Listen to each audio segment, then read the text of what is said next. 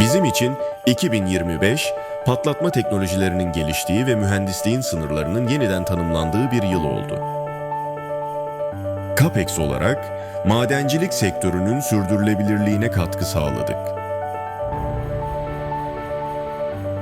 Bu ilerlemenin temelinde ise sahada birlikte çalışan, bilgi ve emeğiyle fark yaratan güçlü ekibimiz vardı. Her yıl düzenlediğimiz patlatma teknolojileri ve uygulamaları semineriyle bu yılda sektörü aynı çatı altında buluşturduk. Bilgi paylaşımı ve gelişim için yeni bir adım attık. 2026'da da teknolojinin gücüyle ve güçlü ekibimizle sahada değer yaratmaya devam edeceğiz. Tüm iş ortaklarımıza ve CAPEX ailesine sağlık, güven ve başarılarla dolu mutlu bir yıl diliyoruz.